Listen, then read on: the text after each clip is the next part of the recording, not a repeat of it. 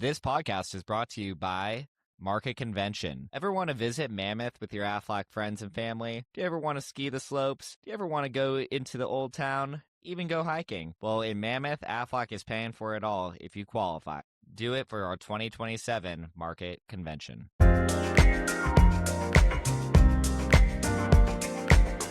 Welcome to LA Legends, where Aflac pros sharpen their skills, swap stories, build the Los Angeles South market one legend at a time. I'm Michael with market trainer Michelle Lee, and today we have a special guest coming back, Mr. Tripp Amos, bringing back his high-level playbook after popular demand of how incredible the first podcast went. Tripp, welcome back to LA South. Thank you so much for Thank joining you. us again.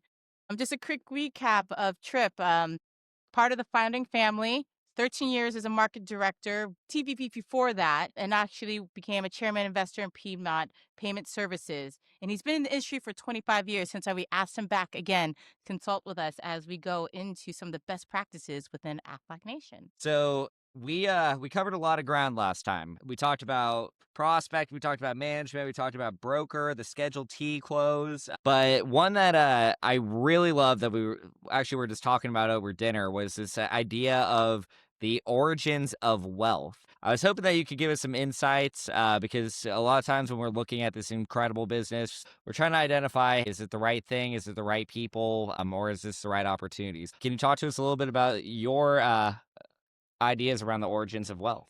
This was a kind of a different way of looking at the Aflac opportunity and why it is so important to look at it from a lens of building wealth creation long-term for you. You know, we take so much time in looking at it literally, right? What, week to week, did we make quota? But how does it look in the context of macroeconomics and really how you get wealthy in America? So here's what I kind of start with is there are only 4 ways to get wealthy in America, and I'm going to share those with you, and then we're going to talk a little bit about them. Okay. So the first one, the total, is distribution, leverage, royalty, and good old-fashioned inheritance. Okay. Those are the 4. And so let's kind of dive into each one of those because, you know, I've never been stumped before on, listen, if I gave you $1 million, how do you make it $10 million? How do you make it $100 million? Whatever it is, how do you exponentially grow your wealth? But you can't use one of those 4 value creators or what we call origins of wealth. And so with that, the first one is distribution. So the question becomes, well, how is distribution used? So you usually see distribution, and this is like so non-Aflac to start with, right? Yeah. Distribution is retail and service operations. That's what it is. How is it done? It's done using end consumer outlets. Who's my poster boy? Sam Walton, right? Walmart distribution is amazing. How they do distribution. A couple of others out there, McDonald's, right? Mm-hmm. And I'm going to say this later on in my talk, is McDonald's has amazing distribution, lousy product. But I'll always tell you, distribution trumps talent. And that's going to come back in a little bit. So keep that in mind. Distribution. I'd rather have great distribution than great talent because we all know we can make a better burger than McDonald's, but they're the ones that sell billions and billions because of distribution. Another company, Microsoft. Microsoft, you think, well, how in the world did Bill Gates become, you know, whatever he's now, the 3rd richest man in the world? It's not, he didn't have the best code. He didn't have the best software. His genius, and some of you on this podcast don't remember this period in your life or in computers, but Microsoft's genius is he went to the computer manufacturers and put Windows on the Dells and the HPs and the IBMs before it got to Best Buy. And he was distributing his product to you, and you never had a chance to say no. By the time you got to Best Buy or wherever and bought yourself a computer, it was already on there. It was distribution. And then the one I love, it's at least out in the Southeast, is Dollar General. Dollar General, now you think about Walmart, Dollar General has over 5,000 retail locations. It's an amazing thing. But that is what distribution is. Distribution is using those retail outlets to build wealth and create wealth. The second one is leverage. So where do we find leverage in America?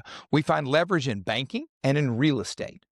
So you think about it, and how is it done? It's done using other people's money. You hear that kind of phrase and everything like that. So here's kind of the exercise I take people through, right? So Michelle, you know, I'm sure you have a house and, you know, you probably didn't pay cash for your house. You did what? You put a little bit down and you borrowed, yeah. Right? Are you sure, put Michelle? Yes, there was Okay. a mortgage There we on go. our house. Okay. So you borrow a little bit and you pay a little bit down and then you borrow the rest. That's how leverage works. And so my example would be this. So I'm going to make y'all do some math. There's a $100,000 house. Okay. And you buy that house for cash and you sell it a year later for $110,000. What's your return on investment percentage-wise? You bought it for $100,000 100%. for cash and you sell it for $110,000. What's your return on investment? I went down for it's 10 grand or 10%. Mhm. Okay. Another investor looks at that same house, same property, puts down $10,000, borrows 90, sells the same house a year later for $110,000. What's their return on investment? 100%. Because you put down 10,000 and you walk away with 20,000. Yep. So one investor can look at a house.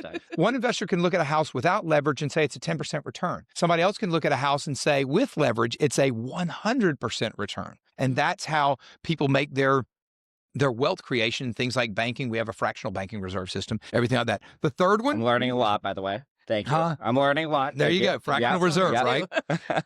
Every time you give, every time you give the bank $1, they can lend out 10.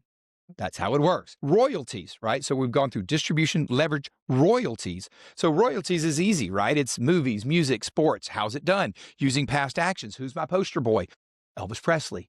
Most people think he's dead, but he still earns $40 million a year, right? There's nothing more than passive income than being dead and earning money, right?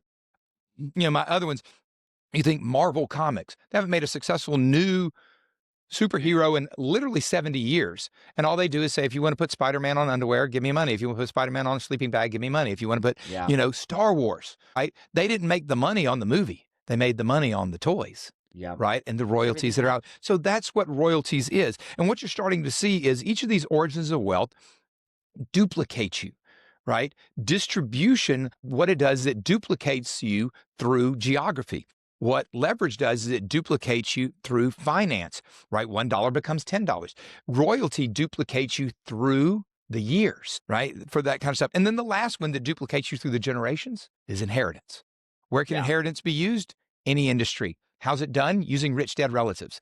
Who's my poster girl? Paris Hilton, whatever, right? So those are the four things: distribution, leverage, royalty, and inheritance. And what I would always ask people is, stump me. If I gave you $1 million today and you invested that money at 10%, next year you're going to have $1.1 million. Another year later, you're going to have $1.21 million. Right. But you're also 2 years closer to death. How do these people do it? Because they have to use one of those four origins of wealth. And what I want to show is how that's going to be involved in Aflac later on.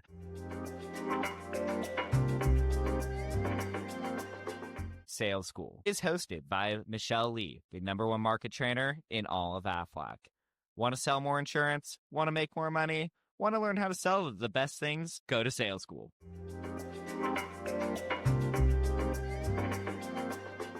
So the first question I ask is, I'm going to ask y'all, what is financial freedom? Define it.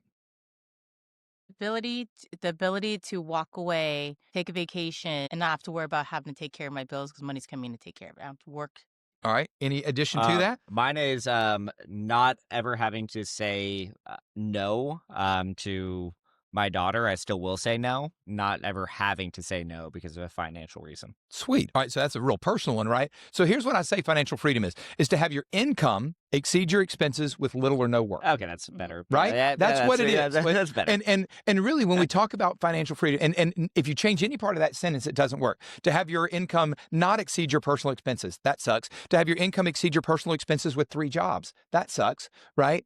And so to have your income exceed your personal expenses, because everybody's numbers are different, right? MC Hammer made $30 million a year and declared bankruptcy. Yeah. Right? So, but most people say, you know what I want? I want my income to exceed my personal expenses, with an acceptable amount of work. That is really the encapsulation of what people talk about when they say the American dream, right? I want to have the American dream. That is what they want. And so with that, you start thinking about the Aflac side and you say, okay, how can some of these kind of come through? And if Aflac is so great, so we kind of talk sometimes about Aflac as a franchise. Okay. Yeah. So think about that, right? So what is a franchise? I'm going to give you my definition. It's to be in business for yourself, but with the backing of a strong, recognizable brand name with proven systems and structures for which a fee is paid to the franchisor. That is what it is. Here's our Aflac franchise. Let's go through that definition. Is it a self-employed business opportunity? Yes. Check. Is it a brand name recognition? Absolutely. Yes. Is it proven systems and structure? Check. Here are where the two differ from most other franchises. A low franchise fee. You want me to tell you what your franchise fee is? I don't know what it is in California. It's whatever it takes to get your license. Yeah. Mhm. Right? 170 Aflac bucks. doesn't even get your franchise fee. The state of California gets it, right? But that's what puts you in business. And then the second one is it's low operational costs. We don't tell you to get a storefront on Main Street. We don't tell you all that kind of stuff, right? And so that is really what the Aflac franchise looks like. And so I always get asked, okay, if Aflac is so great, why do people leave? Why do people leave Aflac? And I'm going to give you 3 reasons why they do. The first one, they can't handle freedom. That's why people leave Aflac. Yep. You have to have self-discipline. And we've talked the last time Yeah, we we were talked together about about the whole dropout Yeah. thing, right? The number one, that's number one. The number 2 reason people leave Aflac is of a low cost of entry and exit. Okay. Yeah. Here's what that means. Because your franchise fee is, I don't know what it is, $300. What is Yeah, it here? It's basically 300 bucks. Right. Yeah. So if you're willing to piss away $300 when you hit a brick wall, I'm out. Listen, if I charged you $10,000 to start with Aflac, a lot more people would stay with Aflac. 100%. Listen, our recruiting would tank and our retention would skyrocket, Yep. Yeah. right? But because there's a low cost of entry, that's a positive. There's also a low cost of exit, Correct. which is also, something that is not, listen, if you go get a McDonald's franchise, I'm going to give it to you. I got it right here. McDonald's franchise is about $145,000. Then you give them a royalty of 12.5% of sales. Startup cost, $1.6 million. So if you have a couple of bad weeks of sales at your new McDonald's, do you throw in the towel? No. No, because you owe the bank $1.6 million. You don't have a choice. Yeah. So, and the thing is, Subway, I always use that one, right? Subway, here it is, $13,000 to put in a Subway, 8% of royalties, franchise fee is $12,000. Promise you can make more money as an Aflac and building your career than owning a Subway store. And the hours are a lot better and the employees are a lot better, right? Fact. And Yeah, so, fact. but it shows you what those operational costs are, but that's that kind of low cost of entry. And then the last one is what I call, they can't do what others don't want to do. Most people get into this and then realize, oh, I got to be a salesperson, right? I don't want to be a salesperson. Let me tell you something. Everyone is a salesperson. You can be a W-2 person, and you still have to be a salesperson to your boss, to the committee, to the projects, whatever it is. Number 2, that most people don't want to do, they don't want to be their own keeper, right? Most people secretly are like, just tell me where to go. Tell me what to do.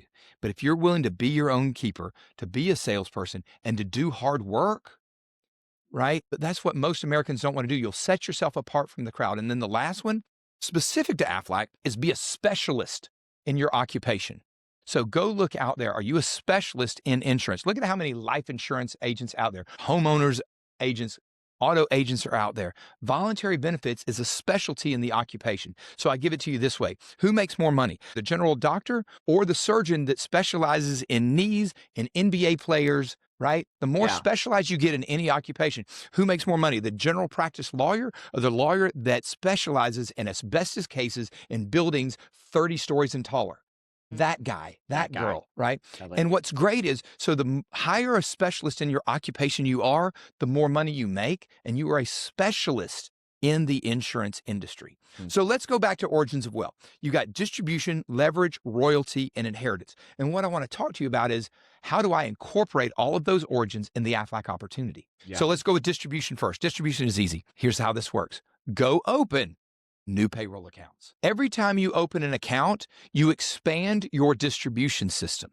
That's what happens. Every time you sign up a new group, your business has a new grand store opening, right? That's what you have. And every time they hire somebody, somebody new walked into your store. Now, we talked about McDonald's a little bit ago, right? Distribution trumps talent, and I'm going to prove it to you. So I'll use you two. So Michael Fisher has been with Aflac X number of years. He's a so-so salesperson. He's been at it a long time, and he has 100 Aflac accounts in his name. But he's a so-so person. Michelle has been with Aflac 1 year. The best salesperson I've ever seen, has 17 accounts in her name. Now, she has 17 accounts. He has 100. Aflac buys a dental carrier. Which one of you is going to make more money because Aflac is introducing a new product or something like that? I am. He is. Even though Got you're one the right. better salesperson, you have 17 stores in your distribution system.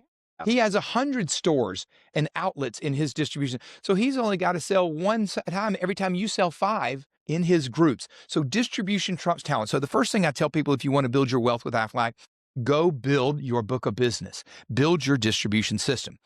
The second one is leverage. If you remember, that was the Dollar General and the Walmart and everything like that, right? So here's how leverage works in Aflac. We talked about banking, and you go put it down a down payment and you go borrow a lot of money. That's how you do it. Well, in Aflac, here's how it works. When you start out at Aflac, you get a 5-man group. Then you get a 50-man group. Maybe you're going to get a 500-man group. Maybe one day you get a 5,000-man group. You know who can't enroll that whole 5,000 group by themselves? You. You can't do it. So, but since you open the group, you're the down payment. You go to the Aflac Bank. You're not borrowing money. You're borrowing people. You're borrowing people. And so you might be on vacation with your spouse and 18 people are writing business that day and sending you 30% because you're the down payment. But it's a way to duplicate yourself, right, through that piece. So that's distribution. There's leverage. The third one, it's kind of the obvious one, right? Royalty. How does royalty work? Listen, renewals. Renewals is simply an insurance term for royalties, right? I don't even know why we just don't call it royalties. And the way I say it is, if you make a hit song, right? I'm here in LA, right? You make a hit song and somebody plays that song next year and the next year and the next year, you get a royalty. If somebody makes a hit movie or TV show and people put it in syndication and play it over and over and over, you make royalties. If you, as an Aflac person, make a hit policy and people continuously play that policy year after year after year, you get renewals. You get royalties. That is how you build it. And let me tell you something, those royalties that you get with Aflac, that is high profit margin revenue for you. You're not doing anything. Listen, I've been removed from the market director position almost 10 years now in terms of a renewal aspect as a 1099, and I still get a check today. Those renewals are still coming in. That's 100% profit margin for me. So there's distribution, leverage, royalty. Now, the other way to get wealthy is inheritance. Yep. Right? So I'm going to give the good news and the bad news. So when your playing days are over, what most people want is, I just want to have a career of dignity, of success. And when my playing days are over, I want to be able to leave behind something for my loved ones to give them a leg up in life. That's what I'd love. And we provide that, right? Your contract allows you, with your renewal income, to pass it on to your spouse immediately, and including to your children. And now if you get into a pinnacle level, you can actually choose the person.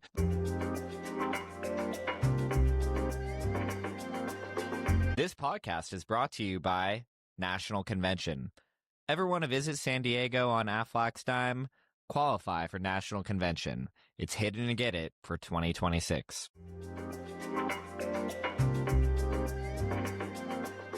Let's just say that you're not married and you want to pass it on to a nephew or something like that. You have that ability once you reach certain pinnacle levels, right? So, you know, how it's done is using rich dead relatives. The bad news is the rich dead relative is you, right? But listen, if you can build a career by distribution, how do you do that? By opening new accounts and building your book of business. You want to use the leverage of Aflac, leverage the brand, leverage the field force, right? Find those larger opportunities that are there. Build the royalties that are there, right? So you can, listen, I always tell people the difference between rich and wealthy is rich, the body works for the money. So doctors and lawyers are rich, but as long as, if they stop slicing people and suing people, the money stops. Wealthy, your money works for your money. So if you can't figure out how to transfer from rich to wealthy, you can't stop working. And that's where the royalties come into play. That's where some of these larger opportunities come in. And then you know what I want you to do with your excess commissions and with your royalties? I want you to invest them. And then that is investments that the original seed money was Aflac money. Then maybe you buy an apartment complex, maybe you buy a stock, whatever you buy, it starts throwing off investment income, but the seed money was still what you do in Aflac. And in the end, you get to be the inheritance and help your next generation, your kids, your grandkids, start on their path to wealth. And so that's really it in a nutshell. But it's just a different way at looking at the Aflac opportunity. But again, think through it. There's no way to get wealthy. And I tell people this, if you somehow decide Aflac isn't for you and you leave Aflac, I would encourage everybody that listens to this podcast, look at your next career opportunity through the lens of origins of wealth. Because if you don't find something that has at least one of the four, the great thing about Aflac is we have four of the four.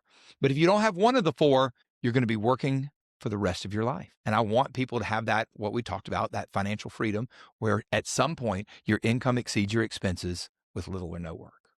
That's it. That's it, man. That was unbelievable. Thank you. Thank you. Because that was spot on and replicating that franchise model that we've talked about Yep. before, but relatable to what a new associate needs to actually build for themselves today.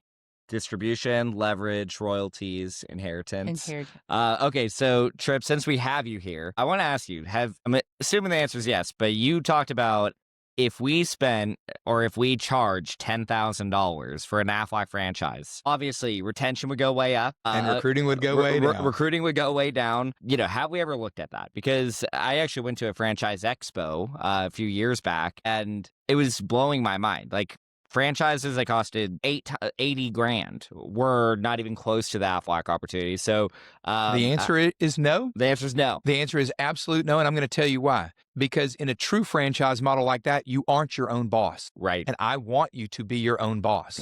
That is my answer. If Subway says we're going to stop selling the Turkey Club, or you have to sell it for $5.99, or your store needs to be rebranded and you need to spend $29,000 to rebrand your Subway with the new logo, you don't have a choice. With Aflac, you always have a choice in that. You are truly an independent contractor. Truly. I love it. Michelle, I think we deserve, or we have to get at least one or two more lightning questions in on this round, because it went so well last time.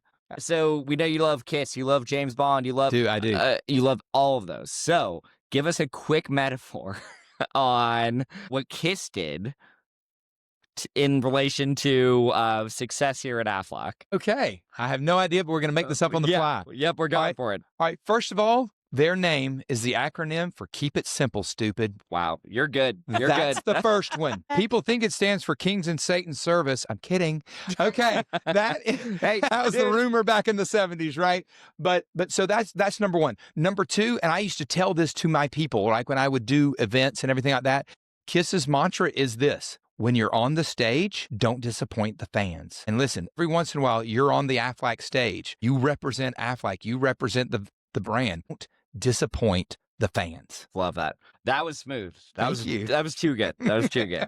It's on the fly with that. Yeah. And let me take the next one. What is one small bet that someone can put in today, a tool or process that's going to a bet, something that they can use. It's tool or process, right? Okay.